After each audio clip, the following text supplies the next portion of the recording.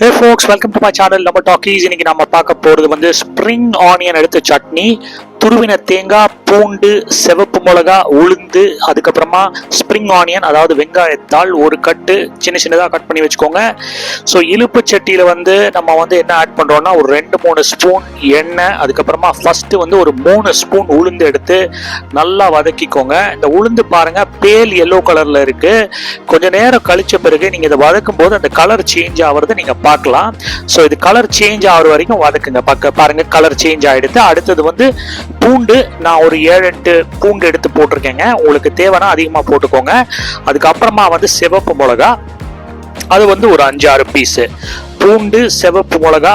காரம் வேணும்னா எக்ஸ்ட்ரா சிவப்பு மிளகா ஆட் பண்ணிக்கலாம். போட்டு நல்லா வதக்குங்க இதை, சரிங்களா? அடுத்தது நம்ம என்ன ஆட் பண்ணோம் அப்படின்னு கேட்டிங்கன்னா இந்த ஸ்ப்ரிங் ஆனியன் அதை ஆட் பண்ணிடுங்க. இதை தமிழில் வந்து வெங்காயத்தாள் அப்படின்னு சொல்லுவோம், சில பேர் பச்சை வெங்காயம் கூட சொல்லுவாங்க. ஸோ இதை வந்து ஆட் பண்ணிட்டு திருப்பி வந்து சாட்டே வந்து கண்டினியூ பண்ணுங்க, வதக்க ஆரம்பிங்க. அதுக்கப்புறமா ஆஃப் பண்ணிடுங்க. அதுக்கப்புறமா தேங்காய் போடுங்க, சரிங்களா? கொஞ்ச நேரம் அந்த ஸ்ப்ரிங் ஆனியனை வதக்கின பிறகு ஸ்விட்ச் ஆஃப் பண்ணிட்டு அதுக்கப்புறமா தேங்காவை போட்டு லைட்டாக வதக்குங்க. அது போதும். கடைசியாக வந்து இந்த மாதிரி கூல் டவுன் பண்ணுங்க. கொஞ்ச நேரத்துக்கு கூல் டவுன் பண்ண பிறகு இந்த மாதிரி மிக்ஸி ஜார்ல மாத்திக்கோங்க. அதுக்கப்புறமா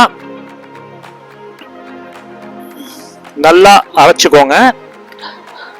ஸோ நம்மளுடைய ஸ்ப்ரிங் ஆனியன் வந்து சட்னி வந்து ஆல்மோஸ்ட் அந்த பேஸ் ரெடி ஆயிடுச்சு. இனிமேல் நம்ம தாளிச்சு கொண்டு போறோம், அவ்வளவுதான். பட் அதுக்கு முன்னாடி உங்களுக்கு வந்து அந்த மிக்ஸி ஜார்ல வந்து அந்த சட்னியோட ரிமைன்ஸ் எல்லாம் இருக்கும், அதெல்லாம் வந்து கொஞ்சம் தண்ணி போட்டு கொஞ்சம் வந்து இந்த சட்னியோட மிக்ஸ் பண்ணிடுங்க. அதுக்கப்புறமா தேவையான அளவு உப்பு ஆட் பண்ணிக்கோங்க. கண்டிப்பாக உப்பு ஆட் பண்ண மறந்துடாதீங்க.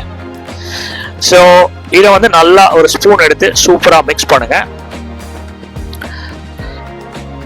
ஸோ நம்மளுடைய சேனலை வந்து நிறைய பேர் பார்க்குறீங்க, ஆனால் சப்ஸ்கிரைப் பண்ணுறதில்ல. கண்டிப்பாக இந்த வீடியோ நீங்கள் பார்த்தீங்கன்னா சப்ஸ்கிரைப் பண்ணுங்கள். இப்போ கடைசியாக வந்து தாளிச்சு கொண்டு போகிறோம். இந்த மாதிரி ஒரு மினி கடாயில் வந்து ஒரு ஸ்பூன் இல்லை 2 ஸ்பூன் எண்ணெய் போடுங்க.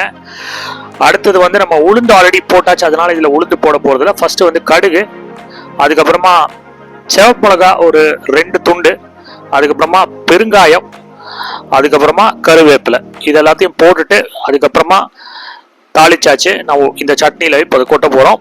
நல்லா மிக்ஸ் பண்ணுங்க. ஸோ ஒரு ஃபென்டாஸ்டிக்கான ஸ்ப்ரிங் ஆனியன் சட்னி, வித்தியாசமான சட்னி தயார். தேங்க்ஸ் ஃபார் வாட்சிங் my channel. Do like and subscribe.